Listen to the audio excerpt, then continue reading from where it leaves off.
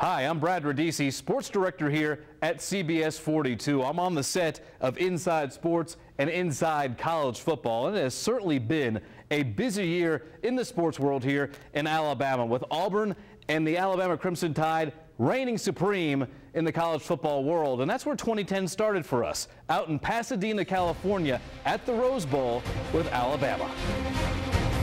Well, we're about a couple hours from kickoff. Again, Alabama looking for its 13th national championship. The fans think that this will be a home field for them. A lot of crimson in the stands. In fact, they're very confident about their odds tonight. In fact, we came across a shirt that already has number 13. Reporting in the Rose Bowl in Pasadena, Brad Radice, CBS 42 Sports. This is a matchup where everybody preseason said it was going to be Florida and Texas. Alabama takes Florida's place, and it's kind of the game we expected to see.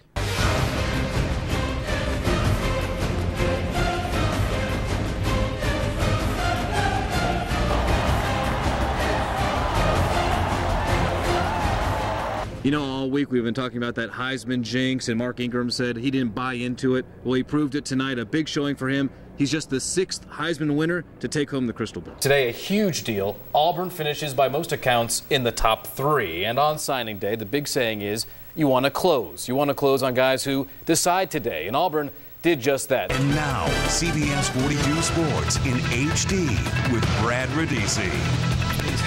You know, on the football field, Jerry Rice is like poetry in motion. On the golf course, it's like that rusty lawn chair you haven't opened since October. Jerry shot an 83 in his nationwide tour debut. That's 12 over par. Good for second to last place. He didn't even shoot his number, which was 80 in football. He said afterwards he's taking his putter home and melting it. Finally, me and Jerry Rice have something in common. Brad Radice joins us now live from Tuscaloosa, the site of today's A-Day game. Brad? Yeah, and what a finish, Nicole. You know, this game was tied at 17. A.J. McCarron threw a pass that fell incomplete. Seemingly time ran out. ESPN said game over. We're tied at 17. A la the Heidi game back in 1968 when the Raiders came back on the Jets. We have quite the derby going on in high school baseball. We're nearing the state finals, and the top team, the favorite, they're hoping to stay alive. Pelham today playing Grissom to move on. And the Panthers fans, they're fired up. Their team up 4-zip early and adding on. Andrew Bishop to the 9th rook, meaning, well, a run scores. And you see the wind. It's blowing in pretty big time, but Blake Massey blows it out. That's a home run. Grissom comes all the way back and wins 8-7. Let's go live now to Brad Radice with the breakdown of the swings and the putts.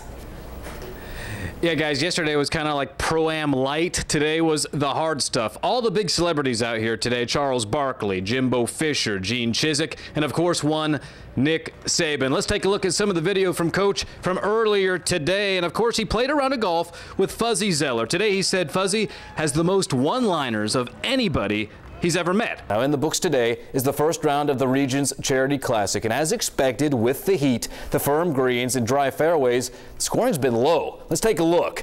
And you know, today a little cooler, a nice breeze for some golf. An even better sight is seeing Kenny Green. Saves par here, a nice 8-foot putt. He finished 2 over on the day. As for your leaders, well, they blistered the course, like I said. This Joey Sindelar went off early today. His approach on 18, it's right on the money. Just look at this. It's the W Hotel in Barcelona, Spain.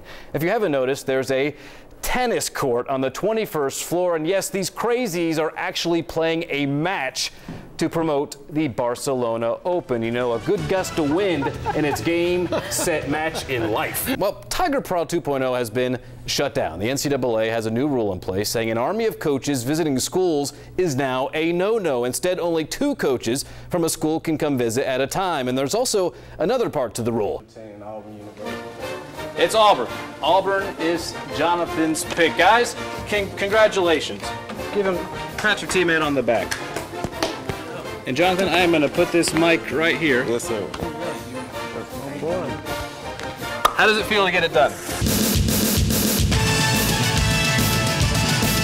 Welcome in, everybody, to Inside College Football. Alabama 62-13 winners over Duke. Nick Saban has taken the podium. Let's listen to his post-game comments. Well, let's see how this game unfolded there at Wallace Wade Stadium. There's Nick Saban getting pretty fired up about his team because he had this guy back. Yeah, and he looked good. This is the first play from scrimmage. Now watch this is what I think is key. He's down the sidelines. Instead of running out, Brad, he lowers his shoulder. That tells me his knee feels good. He's probably been anxious to get a hit in there, but here we go. Greg McElroy up top. Nice grab by Darius Hanks, Griff. Great concentration there, and Greg McElroy sharp today. Made one big mistake, but it didn't cost him. Later again, play action. Greg McElroy, sweep ball over the middle to one Julio Jones. He had 100+ yards on the day. And you're seeing what Julio can do this year once he gets back from those nagging injuries. Nice play from Darius, too, today. And Coach Chiswick has been here before as a defensive coordinator for Texas, but he's never seen anything like this Auburn team. And you know, for Auburn, these guys might just be kind of the team of destiny. An example, this Hail Mary, as my old tennis coach used to say, I'd rather be lucky than good. And I hated it when he said that, but that's the case on this play. A couple of breaks all season for Auburn. CBS 42's Inside Sports, now in HD. The winner is Cam Newton of Auburn University. Little doubt about it. Newton garnering 729 first-place votes. He wins in a virtual landslide, that's for sure. He's the third Auburn Tiger to win the Heisman Trophy. And welcome in, everybody, to Inside Sports, a Heisman Trophy edition tonight. We'll get to Cam's old school Florida in a minute as they have a new head coach. But first, it is Cam's night. Well, we're here with Michaela now. We caught up with Luke. He said his back is just aching from putting up 66,000 things. Would you mind if I tried myself? No, here. Let's see. Okay, I'm going to give you this. Okay. Let's see, guys. From what I understand, you just stick it back, rip it off, walk over, perfectly placed. Perfect. Bam. And that is ready for an Alabama or Michigan State fan. And for Bama fans, that's section 218, row H, seat number 14. That's my bag. Reporting in Orlando, Brad Radice, CBS 42 News. It's New Year's here at Disney World. We're just across from downtown Disney. The parties are about to be getting started here for New Year's. And of course, tomorrow we have the Capital One Bowl. It's Alabama and Michigan State. Today, really the final day of pregame festivities. And earlier today, the two coaches, well, they had their pregame press conference. And of course, they took that famous picture in front of the trophy. And really, tonight's game was pick your poison for Alabama. Their offense was great, their defense was great, and they got into this end zone a lot. So we'll start with the offense. Greg McElroy playing his last game. He was sharp as attack. Mark Ingram looked good, and they had no answer for Julio Jones. The offense really stellar after it took some lumps during the season. With the team, are you the player's friend? Is that possible, and is that necessary to be friendly with the guys? Well, I think you have to have good relationships with your players. That doesn't mean you're their best buddy. Well, Coach, talk about being back in the Hall of Fame here. It's a trip that maybe you weren't able to make every year before when you were coaching Florida State. No, I used to, when I was working at Florida State, I used to do about 25 dinners every spring. Players that are our core group of players came in that year as free agents, and we just all looked at one another and said, you know, we're going to rebuild together. And what an interesting time to play for the Saints. After Katrina, this is a city that's just looking for anything. Any kind of sense of hope. You know, I drove in for the first time to rookie camp. I'm driving in my Tahoe that I've had in college, and I'm just driving in. I come in off 10, and like New Orleans East, where they got slammed right there with all that Katrina damage, and I'm looking around, it's burned down buildings, it's roofs with like no roof, like houses with no roofs on it, buildings knocked over, and I'm like, where am I coming to? It looks like a war zone here. Now, 7 NBA championships, you didn't do much losing. You look back at the years, which was one of the favorite teams you played on? Yeah, I had a lot of great teams. Each team brought different personalities and different challenges. The Houston teams were great, the LA team was great, and San Antonio team was great. But if I had to pick just one team I really enjoyed playing for, it was the 2005 championship San Antonio Spurs. Those guys were just great guys. They all got along, and nobody cared about anything but winning, which is the most important thing. And joining us now here on Inside Sports is the Indy 500 winner, Dario Franchitti. And first of all, Dario, congratulations on the big win. You know, looking back, you won this thing a couple years ago. Does that seem kind of like a blur, and you take in the second one with a little bit more appreciation?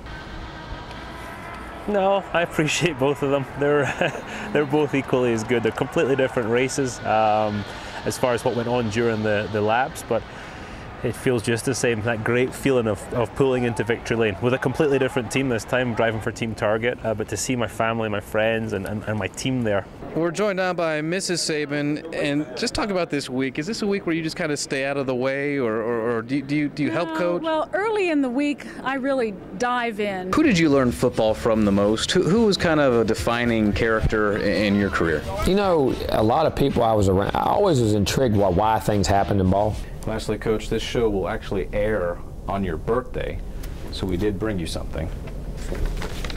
Good. Probably have 1,000 boxes stashed, but maybe these will be a little fresher. Yeah,